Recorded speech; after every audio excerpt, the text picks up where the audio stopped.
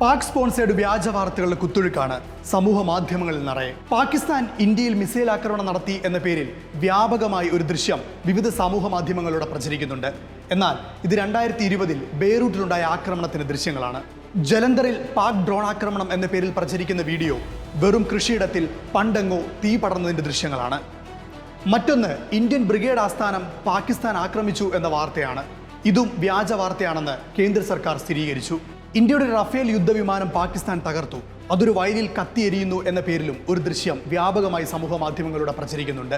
എന്നാൽ ഇത് 2024 മഹാരാഷ്ട്രയിലെ നാസിക്കിൽ ഇന്ത്യയുടെ സുഖോയ് യുദ്ധവിമാനം തകർന്നു വീണതിന്റെ ദൃശ്യങ്ങളാണ്. പാകിസ്ഥാനിലേക്കുള്ള വെള്ളം തടയാൻ ഇന്ത്യ അടച്ച അണക്കെട്ട് തകർന്നു എന്നായിരുന്നു മറ്റൊരു ദൃശ്യം ഉപയോഗിച്ചുള്ള പ്രചരണം.